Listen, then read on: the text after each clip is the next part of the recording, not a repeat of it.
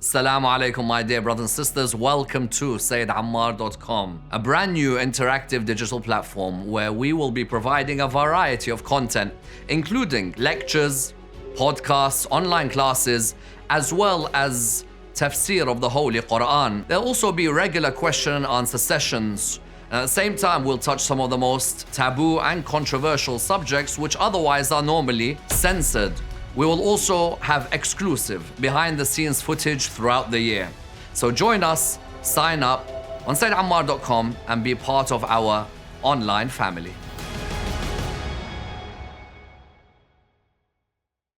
Assalamu alaikum wa rahmatullah and welcome to the SAN podcast. Condolences on the upcoming month, the holy month of Muharram, a month that affects the Muslim world in many different ways and definitely affects our communities.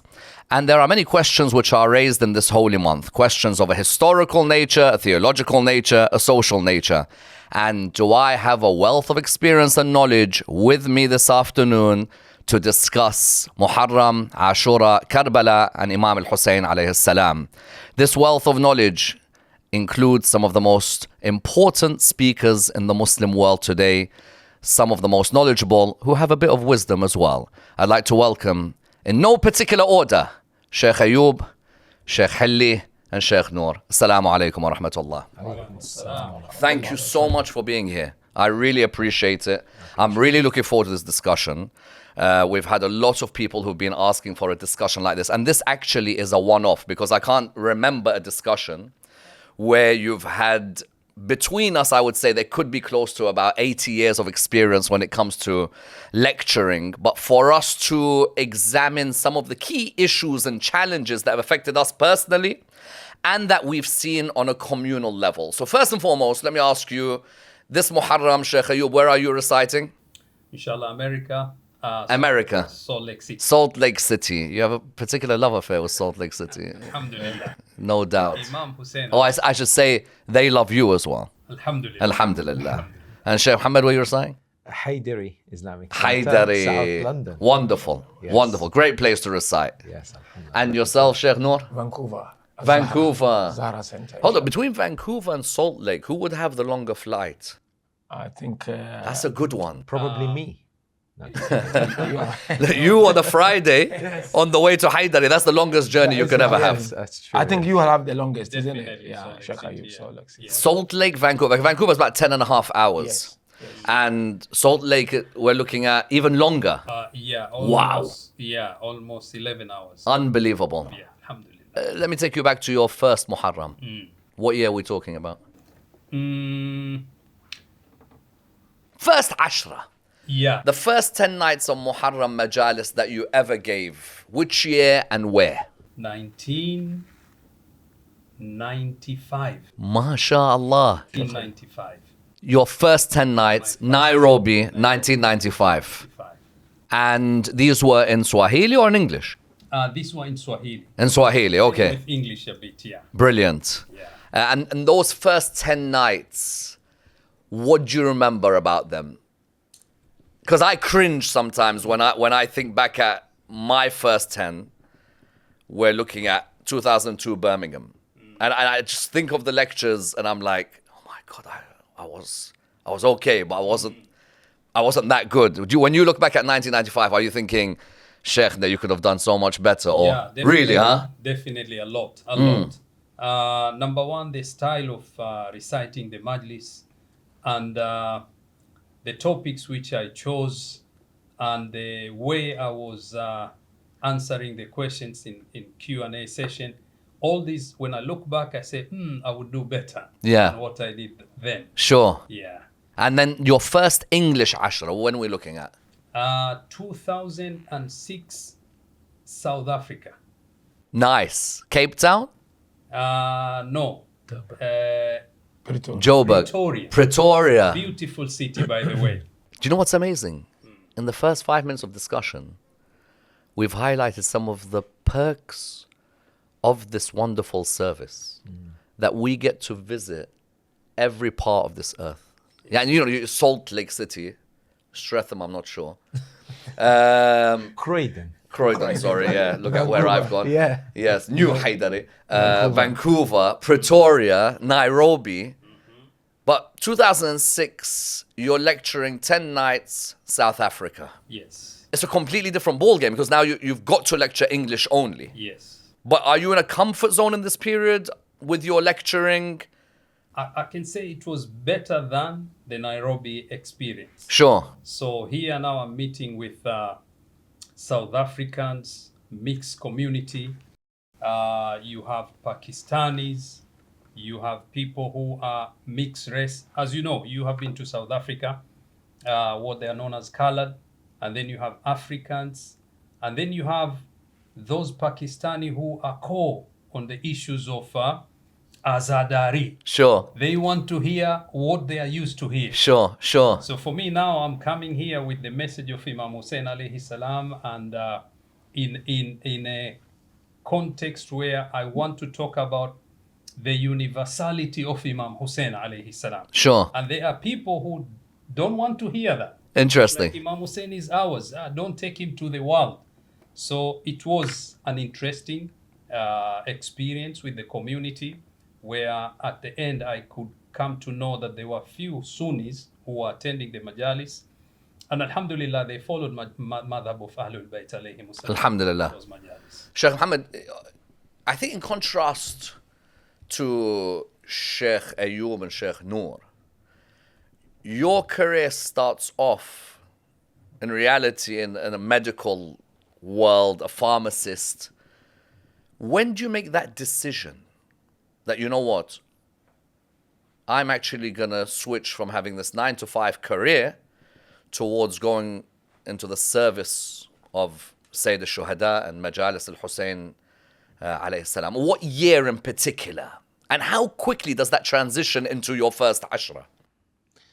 Well, it's an interesting question. To be honest, I think that decision was made for me rather than I made it, because of the pressure, the encouragement, the support from the community, my family, the need for English majalis. I mean, as you recall, the whole early years of English majalis, so it was still a struggle to find English lectures, not as common as now.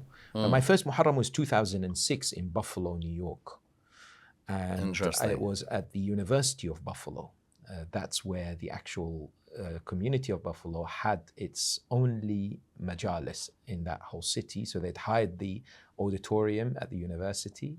And I remember it very, very well. It was fascinating because obviously the attendees were not only Shia. There were some academics, some non-Muslims, there were Americans were there, Christians who had attended, because it's a public area, which of course poses a question that we may discuss later, and that's, is it time for these majalis to be opened up to non-Shias? And is it time to focus, as some people do, like in NYU, in New York University, for a wider audience or not? But yes, that was certainly a memorable experience in America. It was my first time in America as well. But I guess the decision was kind of made based on the fact that I couldn't continue with both professions due to the time constraints and the continuous requests from people for majalis, for visiting different places. And I decided, let's focus on one area only. Interesting. And yourself, Sheikh Nur, because you've spent a great number of years in the seminary, especially Qom. What we talk about, 12 years in Qom? Yeah. 12 years in Qom. Do you have to then begin reciting 10 nights while you're in Qom? When was your first Ashra, and what was the lead up to it? Yeah, so while in Qom, Ashara's time, you'd get an opportunity to go somewhere. Is it a period off for you from class? Yeah, from class for the students. So you'll go, but obviously you'll not be able to do all the 10. Someone will be there, and then you'll also have some opportunities to speak. Sure. Either 2 nights or 3 nights or 4 nights. Sure. Because it's a form of helping you to get on your feet on how to give those majalis. Sure. So my first formal 10-night majalis was 2004 in Johannesburg.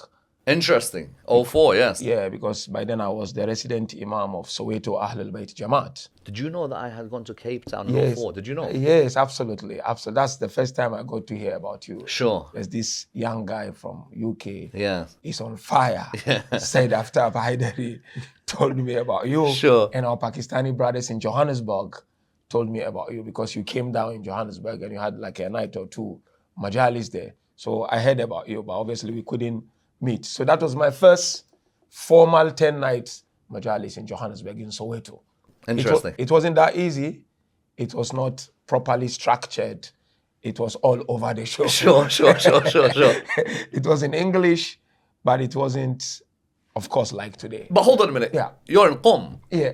And surely there would be a class for how to... Uslub al-Tabligh. Uslub al-Tabligh. Absolutely. Or Absolutely. Khataba. Yes, definitely. Was there or wasn't there? Because it's very interesting. There's a lot of people who graduate from these brilliant seminaries and they're like, it was a lot of trial and error. Yeah. We never had somebody who helped us. Tell us more about that. Yeah, so obviously it's also understanding the field and the nature of doing things out there. Because in seminary, you just get the classical, the formal way of doing things. You learn your usul, you learn your fiqh, you learn your kalam, and all those things. But when you get to the field, that's the time you realize that no, hold on. It's not the way you think. What is needed there is completely from what you perceive to be needed by people on the ground. Sure. So obviously then, Arabic, very comfortable. I could give lectures in Arabic easily. Sure. Because we had organizations of the foreign students, and I used to be like the spokesperson of the African Student Union.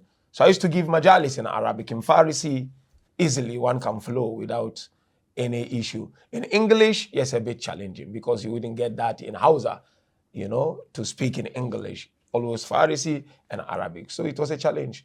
There was a group of students, especially I would say from about the mid-90s till 2000, maybe the mid to late 2000s, of students from the West who had gone to study in Qom.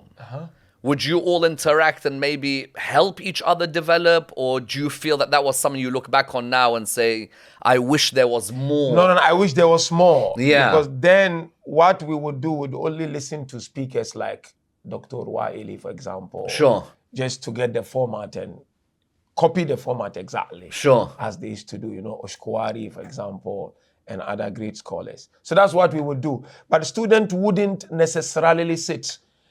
To give them, only Pakistanis would do that. Yes.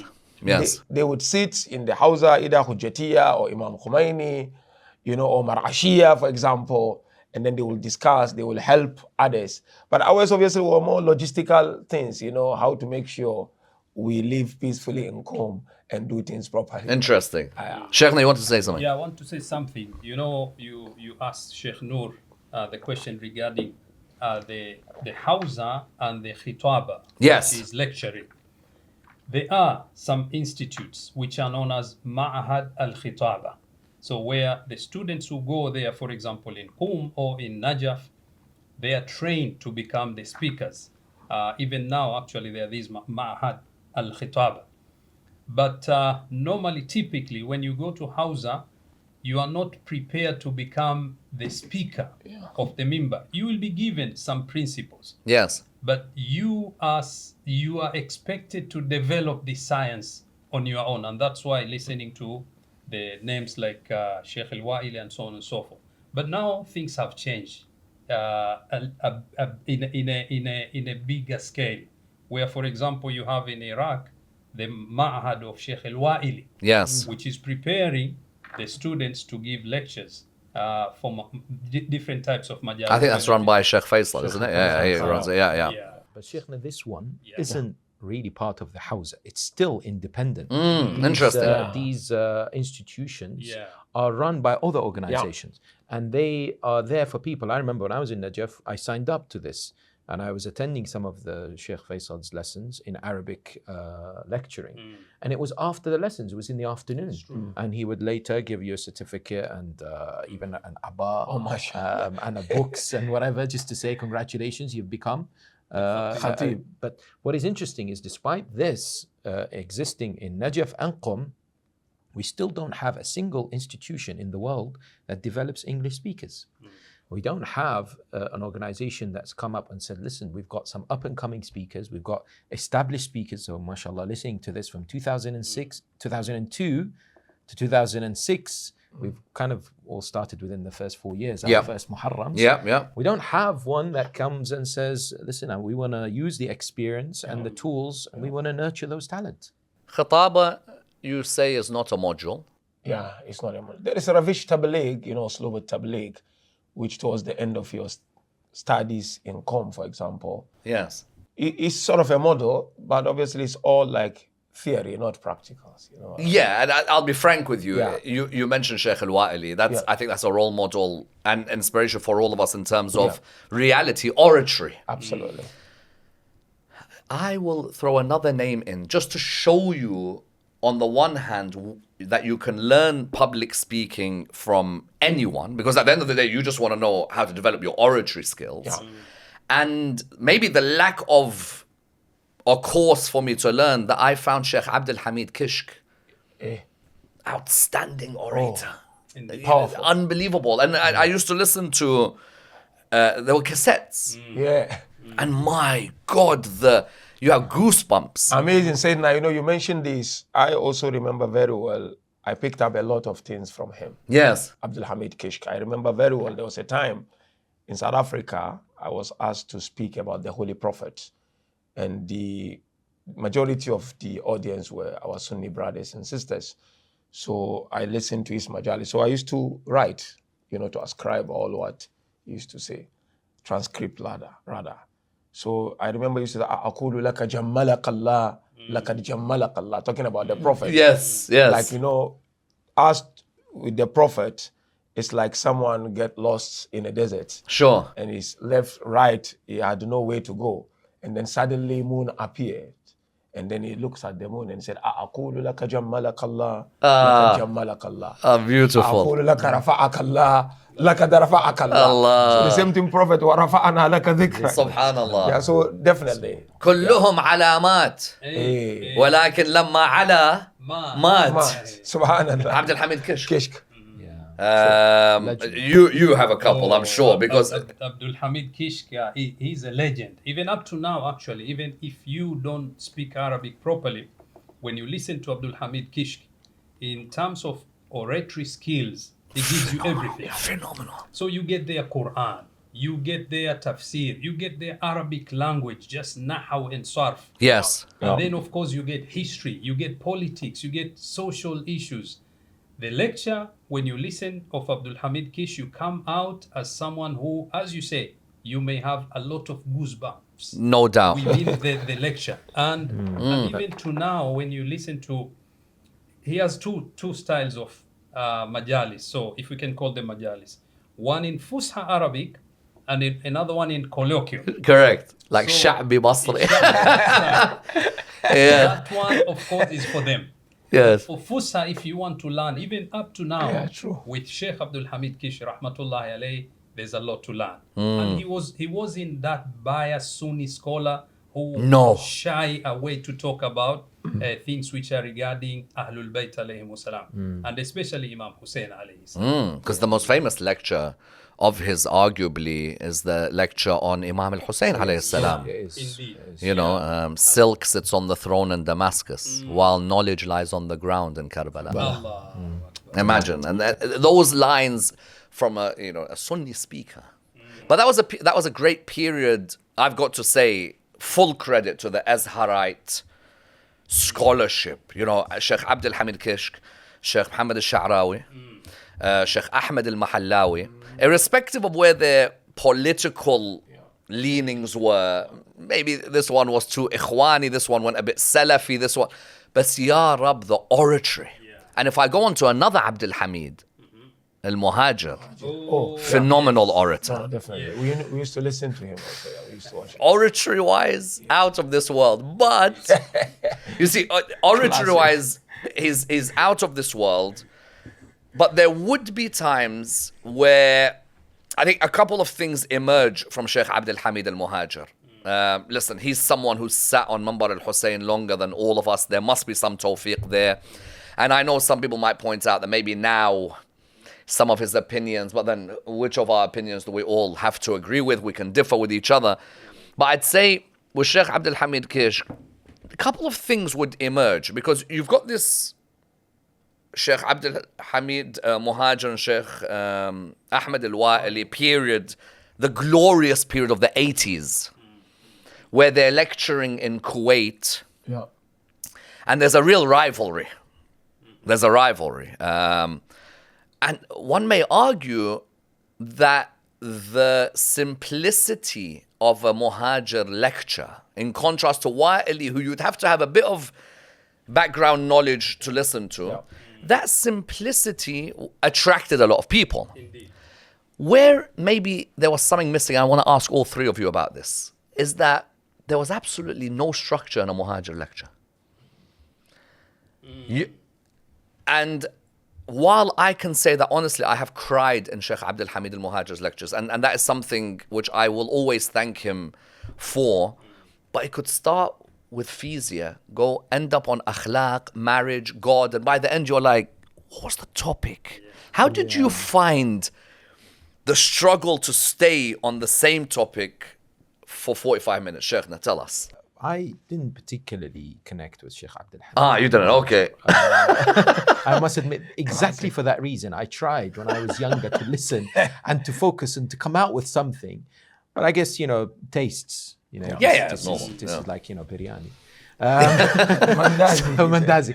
So I think ultimately what another individual, I know we're kind of mentioning names, but probably the viewers and the listeners aren't necessarily connecting to, but probably because of our Arabic background, because if we were all maybe from Pakistan and India, we'd be mentioning Urdu speaking. Rashid Turabi, straight away. For sure. So those would be the inspiration. Definitely. Sheikh Fadl Maliki, I think he was Fadl Maliki, till very now. well, I mean, probably a bit less because of his age, but certainly was an individual who had more structure Yes. to his majalis and his lectures. I think that's the kind of person. But I feel because of our presence in the Western world, we're being forced to make sure that our majalis and our discourses are organized and are academically in tune. It's very hard to sit in front of an audience, professionals, doctors, people who, spend the day out there at work. And if you sit there in the English language, it's very hard to waffle, I feel. Sure. And I'm not necessarily saying there aren't people out there that don't waffle, but I think there's much more pressure for there to be a clearly defined outcome and a sort of a structure. Of course, all of us have different structures. Yeah, sure. But I think the English English language, as dry as it is for Masa'ib as well, it has its strong, it's not advantages in terms of the academic nature of the discussion. There was a shift in your lecturing, and I noticed, looking at your majalis, that you've worked very hard in the last few years to structure your lecture. So we've had discussions. Obviously, we've all been ziyarah together, alhamdulillah, and we've all benefited from each other, but we've also discussed our lectures with each other and how we prepare and everything. And I remember I used to always say to you that you've got some phenomenal points, but too many phenomenal points. And what I meant by that was, you'll take this topic and you'll be like, so this is 1, 2, 3, and also this has 4. This particular concept has 6. And then I'll be like, Sheikhna, you know what? The theoretical of your lecture is brilliant, but relax with a nice story in the middle to hit the point. You then develop it and your lectures then transform, because now you've got this lovely structure and you've got the stories to go with it. How does one deflate their ego to actually be willing to change what they think is doing well? Yeah, for me, I think the sincerity Sure. that the whole work comes with. If one is sincere and know that it's the service of Ahl al-Bayt, the service of Imam al-Hussein alayhi salam, then one should be ready Sure. to take reviews on board and to look back and say, you know what? I need to take this suggestion on board and work on my structure, on my format. Because at the end of the day, I want people to benefit. And if someone who listens to you comes to you and says to you, you know what? I think do it this way, do that, especially someone who also sits on member. For me, it's something big. Sure. It's something magnificent. I cannot undermine it. I mean, I have few people that I listen to in English. I don't listen to English majalis much, but there are few people really I listen to. I make sure I listen to. One of them is yourself, Sheikh Hilli, even Sheikh Ayub. Are you just saying that? No. I mentioned Honestly. this before. I mentioned this Just because us three are on the table with you, is that why you're mentioning this? No, there are others also I listen to. Okay. Yeah. No, Sheikh Ali Dina, for example, I listen to some of the, obviously majority I listen to Arabic majalis and some few Farsi majalis, you know? So I look at it, I look at mine, and I listen to myself. After every majalis, when I go back home, unless if it's too late for me, Amazing. I make sure I listen to my majalis again.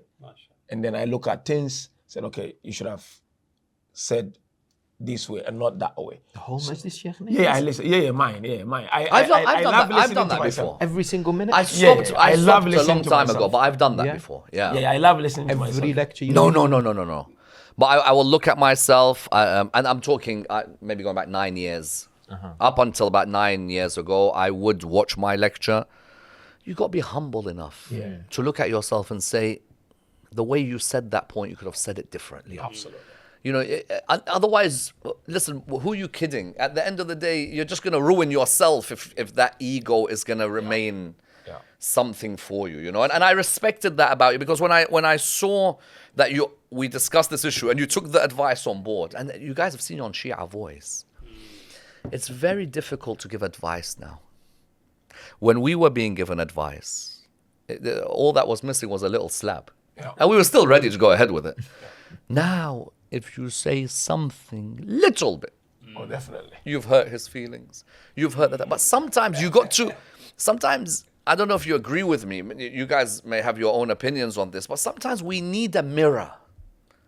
Honestly, I'm the first to admit this, that you need a mirror for someone to say to you, saying at that point, I may have agreed with you, but you could have hit it home in a different way. I might disagree with you at that moment, but in the car I might think, you know what? Maybe he's got a point, actually. Let me go back and have a look. Did you ever have people like that in your careers who maybe would look at what you're saying and tell you, look, did you need to do this, or could you have said it in a different way? Or you yourself, did you have a voice that was ever bugging you on the car on the way home from Majlis, that why did you have to do it in that way? Because that voice, we've all had it. Sheikh, tell us. Actually, both points are there with us. Sometimes you yourself, you finish the majlis and then you ask yourself, I could do better. Sure. Like, why did I miss that particular point? Yes. I was supposed to bring it from this angle. So next time, inshallah, I'll be better. And some other times, really, you meet with people, genuinely, they talk to you and they point issues. For example, yourself, Sheikh Nuru, Sheikh Hilli, Sheikh Na, this particular community, it's better for you to approach this subject this way. So what we can say here is always there is a room for improvement. And when we remember that, this may humble you. That's number one. Number two, we are khuddam. When I say this, we are giving service through our majalis to sit on mimbar. So if you are a khadim, you are a service provider, you need to be a humble person, to be ready to listen to the lectures. I remember clearly, this is my personal story. The first time I went to a particular center, I traveled many hours, I reached today, so tomorrow is my first majlis. I had my lectures ready, but that introductory lecture, me and you, we have totally different approach. Yours is a killer majlis. Yeah. The first one. The first one. Probably the last one. The first and last one. Probably. Yours is the last one. No. I have The last one is the maybe- killer. Yeah, maybe the second one, Okay. the sixth one, and the ninth one. MashaAllah. The first one is a rehearsal. Yeah, prepare the ground, test the water. Warm up. The way they say.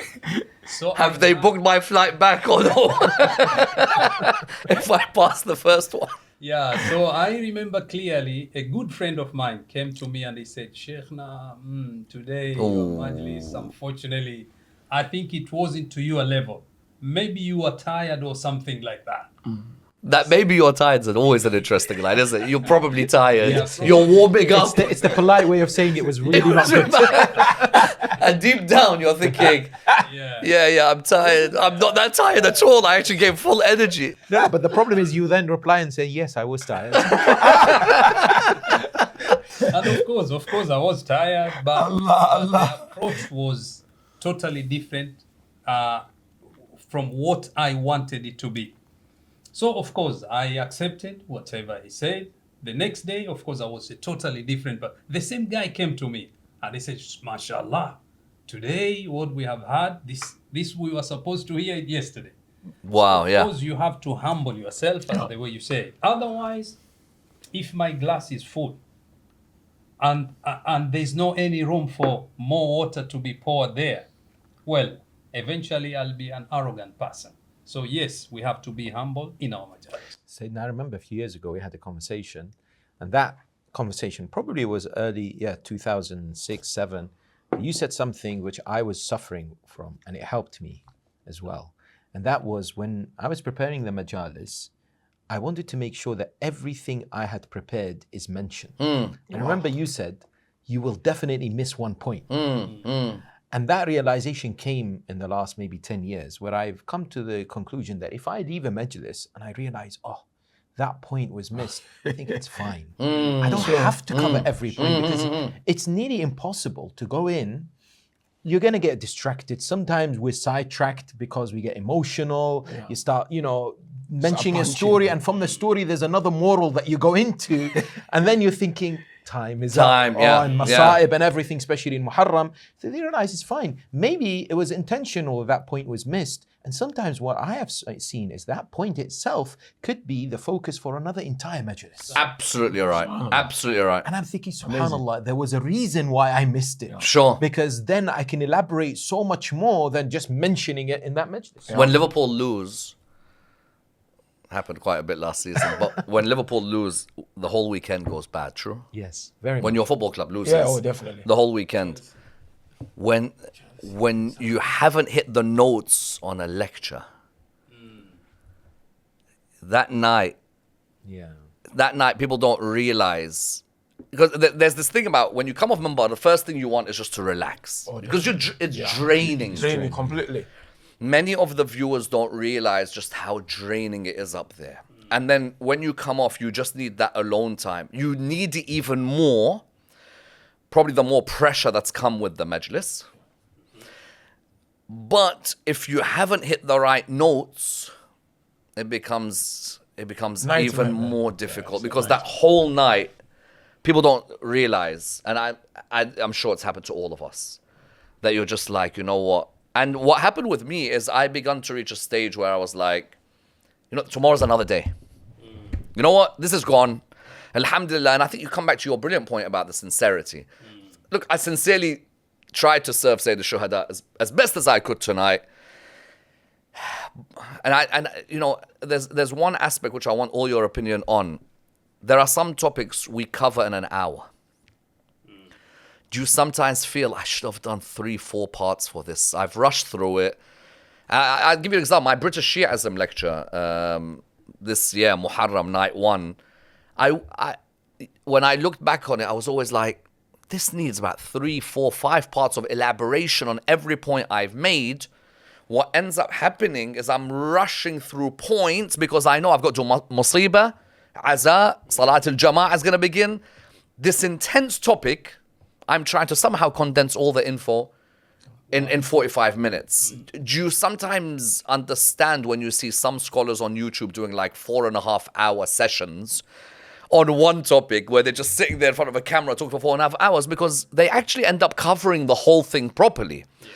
Or do we continue by just saying, look, Mambar is you giving nice bullet points, nice reflections, that's it, don't take it any further. How do you look at it? It's a difficult conversation because the audience differs. So you've got those who are wanting and craving, absolutely dying for depth. And they don't mind 5 majalis on a particular topic. Sure. And you've got the rest who are saying move on. Yes. And they just want quick. A few days ago, I was talking to a brother who said to me, I watched your Salatul Jum'ah khutbah. I said, okay. He said, after 15 minutes, I had to switch off. I said, why? What did I say? He said, no, you didn't say anything. I just couldn't focus after 15 minutes. I said, what do you mean? He said, what you need to do is you need to do Salatul Jum'ah as an Instagram reel. I said, what? He said, 1.5 minutes. I said, subhanallah. Wow. That's an interesting concept. But it's a reflection of a generation. Yeah. Like 15 years ago, we could do 1-hour lectures and people had sabr. Now, listen, if you don't get to the point in the first 2 minutes, Yeah, no patience. people want to get on WhatsApp. They want to see their latest status. Would you agree, Sheikh? Absolutely. No, I went to a community for the holy month of Ramadan, and then the topic I picked up was the munajat of Imam Zain al-Abidin. Sure, sure. Shaqeen. In fact, this Dar es Salaam last year. So my aim was, which I prepared, I'm sure we'll discuss that. How long does it take for one to prepare for Majlis? I prepared, so I'm going to give some introductions, but still looking at the munajat. I'm not going to go outside the munajat. So maybe 3-4 days introduction. So first night, second night, some of my close friends came to me. No, this introduction is too much. Get to the point. So I said, but I've already started with the point. Yes, I name it introduction number 1, number 2, number 3. Sure. So there is lack of patience. Is the problem the audience or us? And what I mean by that is, are we picking topics which are really affecting people? Do we dictate what topics should be up there? Now we're going to mosques where we're being told, don't talk about this, don't talk about that. And you're like, hold on a minute, are you going to dictate for me what I say up here, or do I dictate? From your experiences dealing with the mosques, do they tell you what to lecture on, or do they just say, Sheikhna, please, inshallah, we're looking forward to your lecture? No, so on the contrary, what happens is that if you reach out to communities, because I've reached out to some communities in the past before, do you have any suggestions? I'm preparing now. I've got like 6-7 months. Do you have any suggestions? People hardly come back with nothing, really. They'll come back with nothing. Or they'll come back with the usuals. How to prepare for the 12th Imam. 12th Imam or our Sure, which is a lovely topic. Yeah. But it's been exhausted, but you have to be more specific. I have a struggle with this. So that's it. So definitely one looks at his previous majalis, and I look at the majalis of other English speakers, as I mentioned, in order not to repeat. Yes. So that's what I do. I will look at in English, especially main centers that we have across the globe, who normally invite some good English Has speakers. anyone ever come to you and said, you gave the same lecture there? Oh yeah. Yeah. Oh yeah. Even khutbah, somebody, why are you repeating? I said, no. Okay, tell me what you've learned from this. Interesting, because Sheikh Ja'far al-Ha'iri in Dearborn, Sheikh Ja'far, Imam al-Sadiq Center, I think he said once they told him, you gave the same majlis last year. And he replied by saying, it had no effect on any of you, so it was better that I gave it again. Until it affects you, we will keep giving the same lecture. But it's very interesting that you mentioned that you don't want to repeat. We had a discussion a few years ago, and you're like, saying, where are you coming out with these topics from? Yeah. Do you think that you repeat because you want to drive the message home again? It's not haram to repeat, otherwise the Quran is repeating story after story over and over again. I've got sometimes people who say to me, we still haven't finished your series from 2 years ago, and you've come out with another new series. Imam Ali series. And people are still finishing previous series. Now, I could easily just pause it and do the one I've done a couple of years ago. But I decide to continue to try and come out with new material. How difficult is it to find this new material? Do you find it a struggle? Because what I mean by struggle, I just want to elaborate before you answer. What I mean by struggle is, you once said that you gave a lecture in Dar es Salaam on a topic which you thought was great, And everyone's like, what's that? And it was a really good historical analysis. I think it was on Shimr or Umar bin Sa'ad. No, it was on whether the Prophet makes mistakes in his daily lives. Yeah, yeah. Outside Sharia stipulation. Okay. So just Concept of Hayat isma, al-Adiyya. Yeah, on isma, yeah. On jurisdiction when he judges between two people, and people didn't find that as engaging for their lives. But this is exactly the struggle I think we've talked about for years. And that is, I find that people themselves dictating what we speak is limiting. Why? Because we need to define or somehow construct a narrative out there. The reason being is that people generally, I remember going to one community in the US and I saw on their YouTube the previous year's Muharram, and you've lectured there as well, I think you have as well, all social topics, marriage, Yes. music, music, marriage. Okay, And that was it. So I went with the decision that I'm not going to go with social discussions.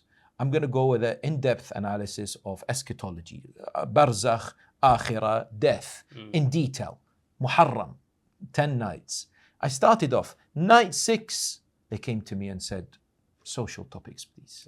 Wow. So it's because that's what they're being fed. That's what they need. Now, you said how we analyze our lectures from beginning until maybe up to 6-7 years ago. When I decide where to go, I wouldn't have this what I'm thinking now. Now, when I decide where to go and lecture, especially in Muharram, I look at the audience and say, okay, are these people who are so used to a certain type of majlis? And can I fulfill that? Or are they more broad and they're happy to look at history, philosophy, spirituality, theology, a wide spectrum? That also matters. But I think when we look at Arabic majalis and Farsi, they're wider. Wider in the sense that they sometimes tackle very, very specific topics for an entire hour, that if I'm thinking, if I talk about this in an English majlis, people are like, that's too much. And I feel it's because people have understood an English majlis, especially Muharram other times, to be something that's practical and relevant in their lives. Does it have to be? I ask you this question. Does the majlis have to be relevant to your life?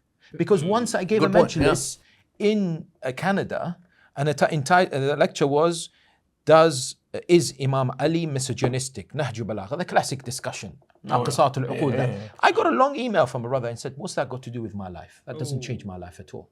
That doesn't get me closer to Allah, which hit hard for me. Because are we ready to gain genuine knowledge, ilm, strengthening our aqeedah, and I walk out there with knowledge, or do I have to walk out there with practical changes in my life? If we're looking at the history of Majalis Al-Hussein, alayhi salam, a wonderful 1400-year history, the evolution from that period after Karbala until the Boyids until the Safawids and the Qajar, and then the contemporary period, which one may say the contemporary period is symbolized by a Sheikh Ahmed Wa'ili change in the method of analysis. The first periods tended to be literally a bit of musibah, a bit of poetry. Absolutely. Maybe an ayah from the Holy Quran. Maybe if we're going to go towards even post the ghaiba, you might get certain amali literature, of Messrs, the great scholars such as Saduq and Mufid and Tusi, where they may have a discussion about an ayah or maybe what happened in Karbala. But originally, what many people don't realize is that Majalis al-Hussein was an imam who has a poet next to him, Da'bal bin Ali al-Khuza'i, or others of the poets of Ahl al-Bayt. They would recite Musibah. The household would be emotional. So even when someone today comes and tells you it's not relevant, you're like, listen, if you actually go back to Imam al-Sadiq, Imam al-Rada, alayhim as-salam, they were more interested in a very emotional majlis. So the base of Aza originally in Shi'ism was a very emotive majlis. Its evolution now has resulted in what we have today. And I'm really happy that you've turned the conversation back to Muharram, obviously, in terms of the core. Khataba, we said oratory or public speaking was not taught in the seminaries where we studied. History wasn't taught. How did we qualify to sit up there? What's the filtering process? I want to ask this because if I'm going to be very open about the beginning of my lecturing career, what credentials did I have in 2002 to be able to give a majlis on the Shahada of Imam al-Kadhim alayhi salam that night that I gave that lecture? If I look at the list of speakers in Muharram today, there are some names who you know are very well qualified seminarians. There are some who academically, you know, he knows his field. And then you've got names of people who've not done Hawza, have got no academic credentials whatsoever. For me to at least say that this guy's a doctor in history or something, that he'll know the subject at least academically. Is the problem of a lack of filtering something we're going to be answerable for on the Day of Judgment, even including ourselves? And so this question, I want all of you to give your opinion. One hand, lack of filtering. And the other hand, when you were preparing your lectures 04, 06, do you look back at some of your narratives that you use and be like, I didn't even scrupulously check that story and I would not narrate it today, and what was I doing? Sheikh Nuru, tell us. Yeah, so obviously in the seminary, as we discussed earlier on, you don't get to learn the practical ways of disseminating the message from member. Informations are given, you get the information. It then depends on you how you want to develop yourself when you go out there. The only, if you like, filtering mechanism, not to all the communities we have across the globe, maybe a few communities. Okay, it's a graduate from Hausa. So since it's a graduate from Hausa, he's qualified to sit on. Have you sat under the mumbar of someone who has never spent a day in Hausa? Oh yeah. And you're listening to him Yeah, and you're a lot. like, he's got the ayah completely wrong. Yeah, they are a lot. I never even got an ayah wrong, and you said to me when I came down from mumbar, why are you not saying the harakat? Yeah, a lot. You said, say the harakat, include them all. Why are you not high? And you're humble, you listen to me, Yeah. and you change. Alhamdulillah. MashaAllah. But, how many of us have sat, listened to somebody and you're like, the ayah's wrong. Oh yeah. The story he's got is not even correct. And people are listening online, watching online, and say, Ya Allah. But you know where the problem is? The problem is not just the one who hasn't attended a day in the seminary. The problem is also the one who's been in the seminary for years. And you're listening and you're thinking, it's a very difficult one. Yeah. Sheikh Ali, you've seen the rise of a lot of what we'd say young motivational speakers. Yeah. And I know that you encourage motivational speakers. But what happens when you see him actually ascend a pulpit now as a representative of the whole method? Because let's face the facts. Once you're on those 10 nights of Muharram, you are one of the representatives of that madhab. Definitely. What do you do about that? Yeah, there's a term known as Jahl Murakkab, where basically somebody starts to believe that not only are they ignorant, but they, absolutely establish that they're ignorant. And so in this kind of field, sometimes it gets to people's heads that they are great, that they are brilliant, especially if their oratory skills are quite better than others. Sure. I think the key problem here is the communities themselves and the people and the centers. The desperation to have English majalis or speakers has given rise to exactly that category of people that aren't necessarily qualified to sit. But the exact criteria for qualification to sit on the minbar is very, very blurred in terms of determination. We don't have an institution, we don't have an organization, we don't have a certification. Somebody now out there wants to recite Muharram this, next few days, and is asked by his community, come and recite majalis. Who do they need to ask? Which verification did they can't apply for the blue tick. Yes. on Instagram, on Twitter. Yeah. They just go in there and sit. And you're absolutely right. There is a problem when we come to listening to certain individuals. And I think the role there is for established speakers and scholars to humbly sit with these brothers and sit and say, listen, we want to help you. We don't want to shut you down or anything like that. But let's develop.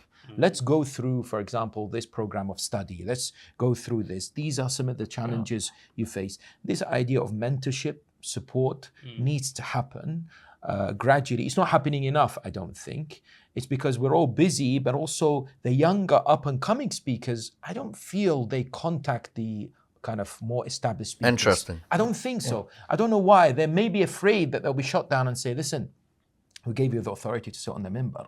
But I think the speakers now, or the scholars who are English speakers, are beyond that. They're not going to, treat them in such a manner. I feel that there is a need for such. Yeah, no, but in addition to that, before you come in, Sheikh Ayub, yes. So those who have not studied in whatever way, and they go to member, they can cause a lot of damage. Because today you find, quote unquote, in some corners of our communities, people only want to hear motivational speakers. And unfortunately, someone will sit there and, Ya Allah, what they say is just out of the way. Likewise, we do have people also graduating from the seminaries. So my personal take is that the fact that I've graduated from seminary doesn't mean that when I sit on member, I will do well. So the motivational speakers need advice, I agree, need mentorship. Likewise, those who have been to seminary and they do not have experience of sitting on member, they also need to come to people who have been in the field for quite a long time. But Sheikh, how do you know if you've done well? No. This 19-year-old who sits on the minbar, usually when he comes down from the minbar, everyone, subhanallah, wahwa. He's counted about 10 nara haydaris. Wahwas. He's on top of the world. He's on top of the world. People are requesting him for 2030 Muharram, and he's thinking he's doing well. Who is it out there that's going to hold you accountable? Actually, to be fair, there are, especially if I can say our generation, some of us still we have connection with our teachers, and these are scholars. So sometimes when, again, back to the issue of sincerity and humility, before going for my Muharram Majalis, I would either call them or visit them. They would ask me, where are you going this year? We follow you. So where are you going? I'm going this way. So what are you going to talk about? What is your theme or topics? Okay. Do you need anything? So that connection between myself and my teachers helps me. I know that, well, there is a balance, check and balance here.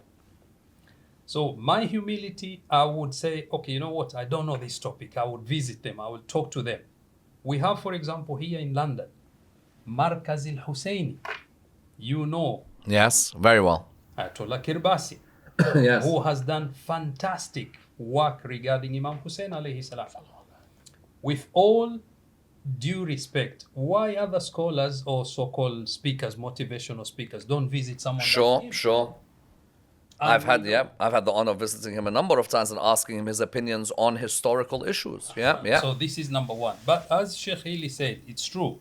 Sometimes now, going back to the same topic of how do we choose our topics, the community expect from you, young speaker, because you are a motivational speaker, you can say something good and you can relate to today's issues, so they think you fit in within this particular center more than other people.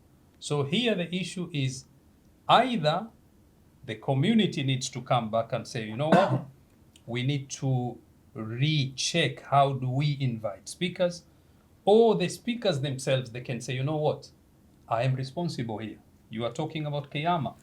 What would I say? Would I say to Allah subhanahu wa ta'ala that I gave this particular topic and I didn't know? Why did I choose that? Why did I choose that particular topic? Yeah. So it's either the community, us, as well as the topics which we are discussing. Self-governance is needed. I remember one of my teachers told me, every time you sit on the minbar, you gotta believe that Imam Sahib al-Asr wa Zaman, Ajjalullah Ta'ala Faraja, is in the audience. And how would you want him to react if you say something that you're not supposed to? But we're still not answering, in my opinion, the authentication of what we're narrating. Because how many of us, before we actually narrate what took place in Karbala, have studied from whatever remains of Abu Mikhnaf until 1,300 years later of what is there from Muharram, for example. You know, so we have in Shi'i Maqatil literature certain works which are extinct and certain works which are extant, meaning some have survived and some have unfortunately not. So when you're narrating something and you see, you know, Sheikh Abbas al-Qummi and Sheikh Abdul Razzaq al-Muqarram, they both have Maqatil works. And we're talking about scholars who died, 80 years ago, as in Muqarram was 1971, Sheikh Abbas was, I think, 1940.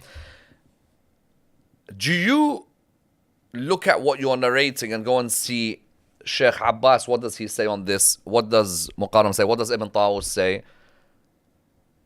Or do you rely that this person has said it, who I respect, it must be authentic, because if Ayatollah Fulan has said it, or Sheikh Fulan has said it, then it must be authentic? And what happens when you find or don't find something that you've narrated on the pulpit? All of you, give me your experiences with this. So my experience is when I started in South Africa 2004, I would just rely on Taus because I thought it relates to me. And I had some of my teachers, you know, using him in most of the times. But of course, as one evolved, you know, I said, no, hold on a bit. So I'd look at all these three and see which is the most. If I struggle, I still have teachers that I rely on. And sometimes I debate with my teachers on some of these things. And there are things that I said in previous years, and then I would sit and say, no, I think this is not that authentic. With all humility and humbleness. Amazing. Yeah, absolutely. Amazing. Because I've had a couple of lectures and I had to have chocolate right just before I was going to make this point. So Sheikh Ali, continue, and I'm going to come back. I remember mentioning on the minbar about 15 years ago, the line that I heard in many Arabic majalis attributed to Imam al-Hussein, إن كان دين محمد لم يستقم إلا بقتلي فيا سيوف خذيني. If the religion of Muhammad does not become upright except with my blood, O swords, take me. And I remember being told by somebody, one of my family members, that listen, this is not from Imam Hussein. This is a poem. Did he say to you politely? Or? Very. Nice. That's always a good moment. She's PhD. She was a PhD candidate at that time, my auntie. And so she sent me a message and said, I heard your majlis and you said Imam Hussein said this.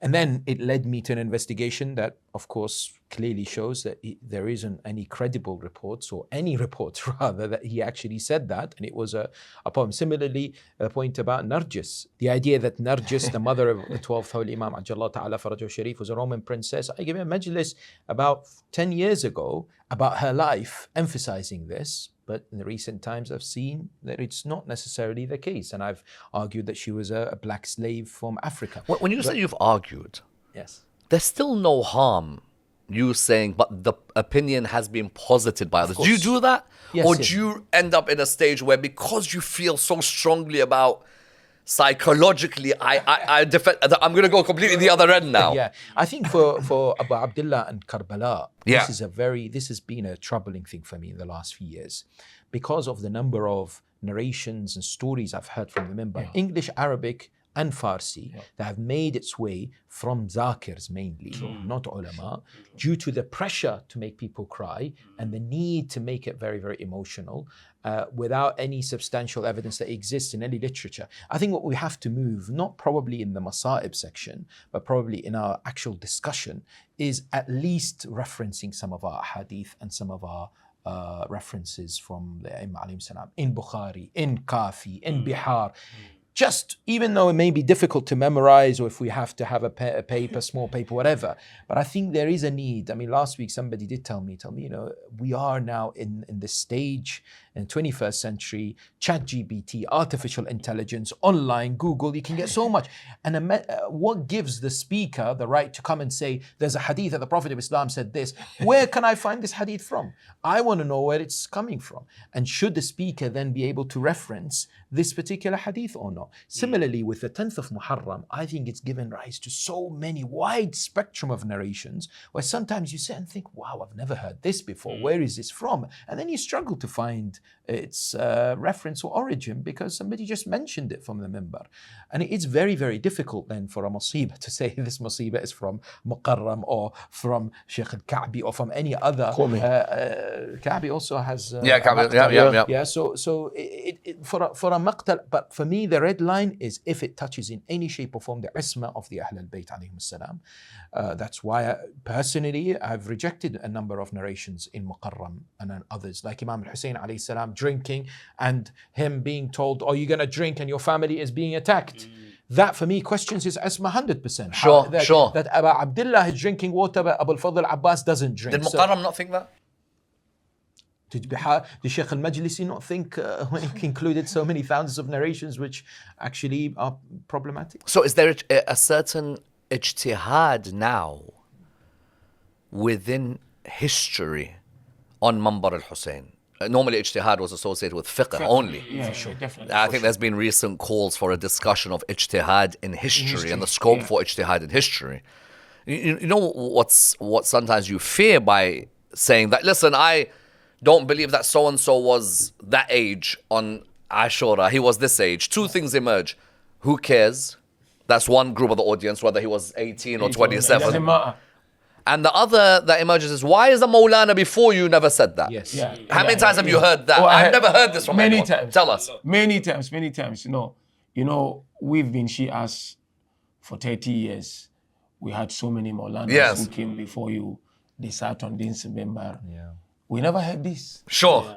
Saying salam in Ashura. Yes. That's unique to Sheikh I had Al-Hilli. 50, someone says 55 years I've had people on the minbar, but nobody actually said this. So Sheikh One thing which is very important, for example, Sheikh Nur and myself, we are more scrutinized than maybe Sheikh Hilli and yourself. Classic. Well, because of our geographical affiliation of where we come from sometimes. Not born in it. Sometimes, people ask. You mean, are you talking purely, this can become a race issue? It can, yes. So you've experienced it, that you're scrutinized more because of your race? Yes. Really? Yes, sometimes, yes.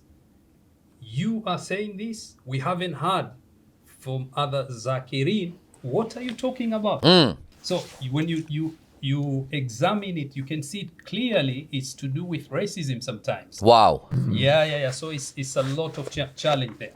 Now, the issue here when we talk about examining the sources and what I want to say, from the Hausa perspective, we have principle which you have been given, that man kadhaba alayya muta'ammidan falyatabawa maq'adahu minan nar. True. For example, if you ascribe a lie to the Holy Prophet Deliberately. Yes. you know it, you will dwell in hell. Yes. So when we give majalis, we know this. It is in our head that I should say that which is authentic. So sometimes, yes, we may miss, for example, a opportunity of verifying from one book to another. But when I'm going to sit on mimbar, I have responsibility for me to say that which is true, of course, and it's authentic. So that particular point is very important for us to. Sheikh, the truth and authenticity is subjective. Yeah. Good point, Sheikh. Elaborate on that further, please. Because as we know, Mabani differ. Mabani, Yeah. absolutely. Sayyid al-Khou'i could accept a certain narrator of hadith to be fairly reliable and somebody else wouldn't. So that's why it's going to be very difficult on the minbar when you already discussed the time constraints for us to go into detail of whether something is reliable or not.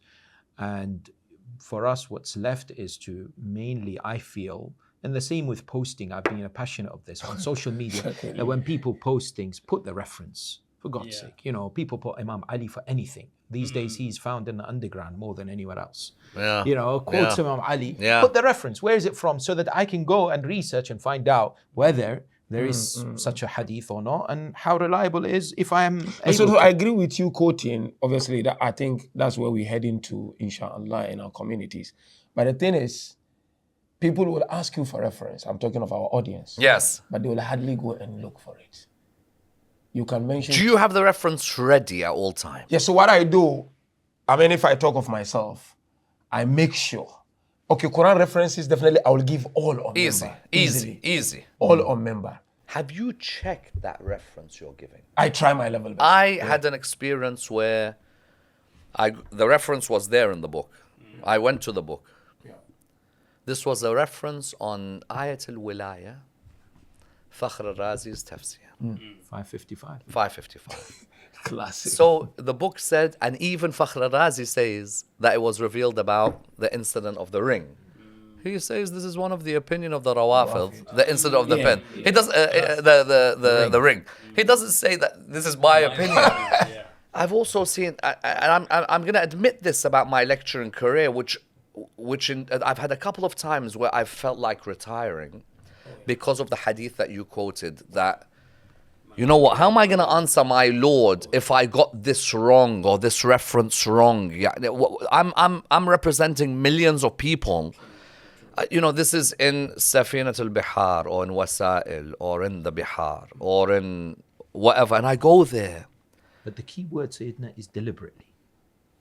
Yeah, but there's a responsibility on me. Look, you mentioned something good earlier, Zakir versus Alim. As much as being a Zakir, or what later became known as Rosa Khun. In English? Farisi. Zakir is someone who reminds or recites. Yeah? Reciters, yeah. Dhikr. There's the sense of reminder of the tragedy through a recital. There was a period with the Rosa Khun, the Rosa of course, Kashfi's Rosa, and the persons who began to recite this on the Mambar were called Rosa Khuns. The Rosa Khun was normally somebody you're like, recite some musibah for us. The family, my grandmother wants to cry. Ghambayan, Masa'ib. It's a big honor. It's a form of ibadah to make somebody cry. It's ibadah. With ibadah comes responsibilities. There's too many, in my opinion, who are dhakirin at the moment. And that means you're not scrupulously looking at. You could say to me deliberate, but the way I'm narrating it, it's like I definitely believe in this. And Shaheed Mutahhari turns this on its head completely. Because what he does is he's like, hold on a minute. Yeah. If we say that he was the author. No problem. Okay, that's another But topic of attribution. discussion, Let's stick to an attribution that somebody has said this. Yeah. And mind you, even if it's Joe Blogs, there's some good points here. Yeah, for sure. That he's saying, hold on a minute, there are a lot of people who are sitting on Mambar al-Hussein, who are narrating the tragedies, and they're not checking what they're narrating. And if they were to check, they would have to please show us where this reference is for this story. So this happened to me. Yeah. Not a long time ago, really, while I was in Nairobi. So there was a time. In fact, that was before I moved to Nairobi. Sure, as as a resident. Yeah. So I was invited for Arba'in Majalis. Yes. Said Murtada. Said Murtada Amali. Murtada Amali, yeah. So he was there. He used to be in Nairobi. So I went to the member. I narrated. So he came to me and said, no, did you check this, Sheikh Nuru? Did you check? I said, no, not really. I read the hadith and happy with the hadith. That. I said, no, you need to go and check before you mention it on member. And this is the beauty of giving your majlis in front of an alim. Yeah. True. Although not everyone is comfortable. But at this day and age with YouTube, you are literally doing that. So I then discussed had to go and check. Khomeini's presence at Karbala with his brother, who is Sayyid Ja'far. Yes. And I do sometimes think that you're sitting there in front of a great alim in terms of, let's say, Said Murtada, fiqh and usul. But you take on history. And you might have gone to Sheikh Nur and said to him, have you checked this? I checked with your brother, who is a historian, on Khomeini. And your brother mathematically realized that, hold on a minute, what you've raised is a very interesting point. But your point is valid. Yeah. Is valid. So that's I wouldn't necessarily always, and this is another thing. You studied jurisprudence mainly in Hausa. Does discussions of history require you to go out and do an academic degree on that subject? in Hausa, obviously you do some history, but then it will then depend on you Yeah. to what extent you want to take it afterwards. Because Shahid Mutahari and Shahid Muhammad Baqir al-Sadr, what they do really well, Amazing Is- personalities, man. mind you, I think Said Muhammad Baqir has been attributed as saying history was a summer course subject. Yeah, and the way they used to look at it in Najaf is For sure, till now. till now. So now And, and yet what's great about both of them is that they're ready to venture out of their main zones, whether you comfort want to say zones, yeah. philosophy or usul or theology, and go into history. When I therefore look at them, I find that you don't have to agree with everything they say. But it's great if a great scholar, who's even a mujtahid, turns around and says, let me have a look at some of the narrations of Karbala, rather than get any Rosa Khun with a nice voice to read for us at home today. Sheikh Al-Wa'ili says, I read for Ayatollah Al-Khou'i. And he said, the humility of Ayatollah Al-Khou'i, that every point I was mentioning was saying, Subhanallah. MashaAllah. Every point, even the most basic points. But he did say to me after the lecture, he said, Sheikh Ahmed, really good lecture, come sit next to me. He said, that hadith about Imam Al-Hadi, where'd you get it from?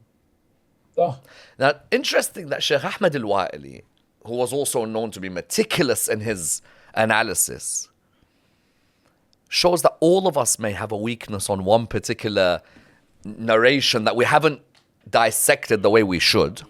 And Sheikh and Sayyid Al-Khou'i said to him, the chain of narrators, there's a problem. Yeah, I just want to raise. Sorry, sure. Yeah, one thing I can say, yes, the bottom line is sometimes, yes, maybe we are in rush, we don't get enough time, we may pick a book and quote what is there. Sure. We don't go to verify his sources, where did he get this particular information from. Take, for example, the book now of Sheikh Muhammadi Ray Shahri. Yes. No, Mizan Oh, the one about Karbala. Chronicles. Chronicles. Yeah. It's in fact, Yes. it's available in English. Yes. Yeah, Yes. it's a fantastic Really book. good book. Yeah. Yes. Really, really I loved it. So we refer to this particular material, we go and you pick sometimes you yourself, you may say, did I get enough time for me to verify more or what? So we go into this particular level, if I can say, of picking and thinking I can deliver without Sheikh, verifying. the translator of that book, Sheikh Abbas himself told me that if people were to read this book, Yes. they will really become angry because I think we've reached a particular stage in Shia history, especially in the Western world, where probably it's arguably, we've become the most intolerant of opinions that do not match ours. Would you agree? Yes. Yes. If somebody comes with a narrative about Karbala, Qasim Salamullahi alayhi, Ali al-Akbar, whether Arba'in was 40 or a year and 40, these kind of discussions, are we now able to somehow, with an open heart, accept different opinions? Or are we straight away going to label them as Shia Wahhabi, dismissive, this, that, the other, take them out of the realm of Shia Islam? And the other, I think, challenge that we are perhaps, really, really need to encourage is the understanding that sometimes some of these narratives that are presented before us are only passed on generations through the minbar only. And it has become cemented as something concrete. Yeah. On the 10th of Muharram, this happened. has, On the yeah. 11th of Muharram. I give you an example. In the States, in a center that you know very well, wouldn't mention its name, I attended the Urdu Majlis, and he was a dhakir who passed away, may Allah bless his soul. But on the 10th of Muharram, his maqtal was something phenomenal, where people were crying so loudly, they were beating their heads and chests, and something really emotional to see. But I couldn't understand what he was saying in Urdu, naturally, not understanding Urdu. So afterwards, I asked the brothers to translate what he was saying about how Sayyid al-Shuhada salamullahi alayhi attained his martyrdom. And they said that he said, well, in his last moments, he was in sajda. And when he was in sajda, Shimr came and beheaded him. So I asked, this particular dhakir, where is this from? I'd like to see. Because Did you want to get killed that day, or? because I was intrigued to find out this, because we have, for example, in our narrations, وَالشِّمْرُ جَالِسٌ عَلَى صَدْرٍ. You know, this whole idea of shimr sitting on the chest of Sayyid al-Shuhada has become something quite well accepted. But when I spoke to my respected brothers and sisters from the Indo-Pak subcontinent, they told me this is a very widely accepted narration. Or I say narration, but this idea that Imam alayhi salam was indeed in sajda, despite being showered with arrows, despite being, stabbed in every part of his body, not having the energy to stand. No, he did. And he went into sajda and Shimr came and beheaded him. So these have become the norm now, these narrations. Remember, part of it is to do with lisanul hal, the idea of the poets coming forward. Poetic license. The poetic license is acceptable in Sharia law or amongst our ulamas, because he's not saying it happened. I can imagine this happened. But there has to be a drawing the line between what I can imagine. But the problem is, our ulama have said it's fine as long as you say I can imagine. But the understanding of the people, that's where the differentiation between the scholar and the dhakir comes, because the dhakir listens to this and says this is what happens, whereas a scholar can distinguish and differentiate between somebody constructing a poem about what happened on Ashra between an actual narration. But as you said, there's a particular important point here, that the Western or English listeners, they are ready to listen. And especially if you present your case properly, with evidence, with facts. It will take time, but it's coming. And people are asking questions. You mentioned, for example, some people who are listening to your majalis and they say, did you say that Abu Abdullah said this? And there are people nowadays, their number is increasing. That no, what you quoted, you said Imam Hussein alayhi salam, it wasn't. It was someone else, a poet. تركت الخلق طرا في هواك وأيتمت العيال لكي أراك ولو قطعتني في الحب إربا ما مال فؤادي في سواك إلا سواك أحبك حبين حب الهوى وأخرى لأنك أهل لذاك. So they continue with this point. Abu Abdullah alayhi salam said. Now there are people these days, and the technology is easy. They check this. They come to you and say, you know what? It wasn't Abu Abdullah. It was someone poet who said this. So when you explain to people with sincerity and with educating the mass, there is a long process for people to accept, but eventually they will accept. So this is the difficult issue. The speakers, the reciter of the majalis. I also sometimes see a double standards. Your detractors vary from the sincere to the envious. There are some who will only scrutinize your lectures. People they like, he can get away with everything, but yours they'll scrutinize. So sometimes the scrutinizing comes with agendas as well. And sometimes, Sheikh Halli, you said a brilliant point about the framework that's being used. The framework of Ray Shahri, I don't have to agree with it, but I have no problem in appreciating his research. And I think we are not intellectually mature enough as a community, whether you want to call it Shia or general Muslim world, or I would even say in the world of religion, you can sometimes get the most open-minded, sometimes you could get the most bigoted. They cannot appreciate history versus historiography, and that history is his story.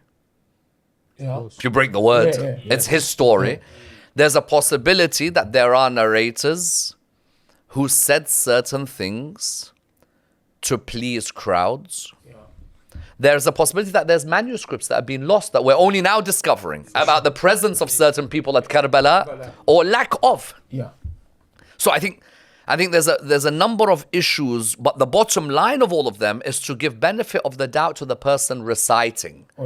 And I believe that we're going through a period which I hope we get out of quite quickly, and that is this intense WhatsApp forwarding of videos in Muharram. We're a few days away from possibly a rise of WhatsApp messages about what you said out of context, what you said out of context, what you said, and what definitely I will say out of context.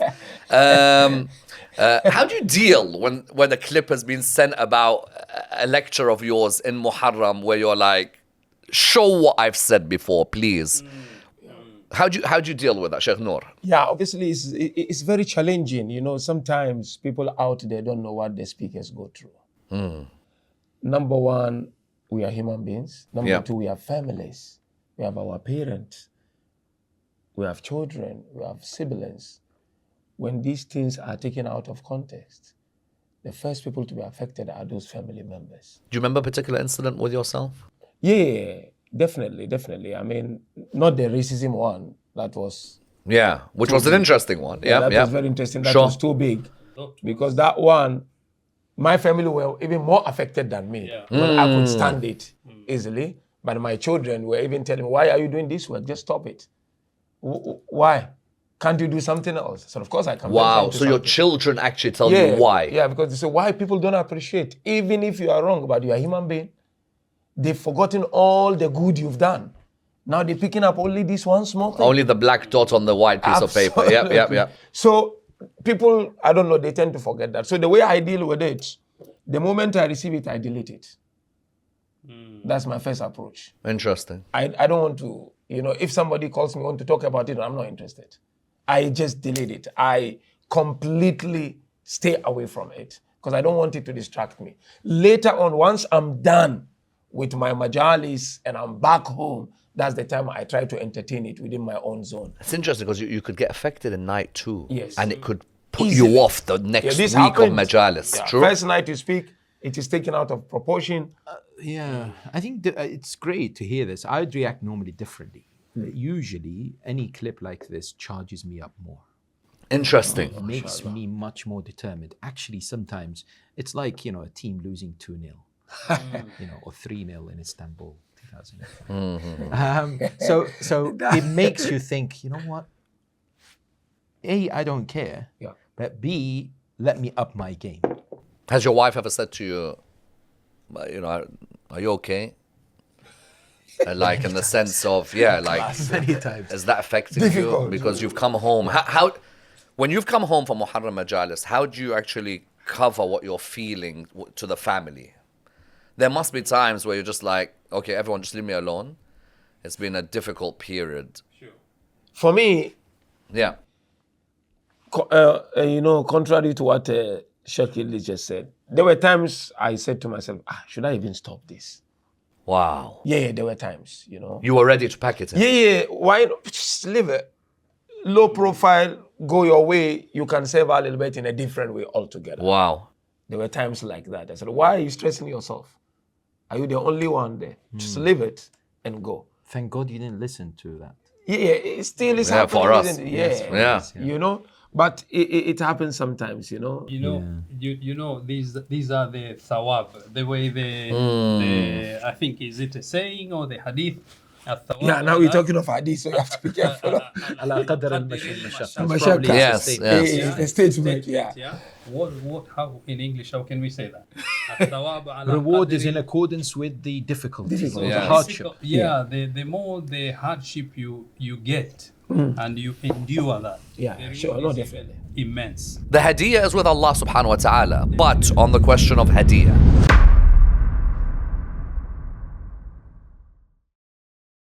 Assalamu alaikum, my dear brothers and sisters. Welcome to SayyidAmmar.com, a brand new interactive digital platform where we will be providing a variety of content, including lectures, podcasts, online classes, as well as tafsir of the Holy Quran. There'll also be regular question and answer sessions. And at the same time, we'll touch some of the most taboo and controversial subjects which otherwise are normally censored. We will also have exclusive behind-the-scenes footage throughout the year. So join us, sign up on SayyidAmmar.com and be part of our online family.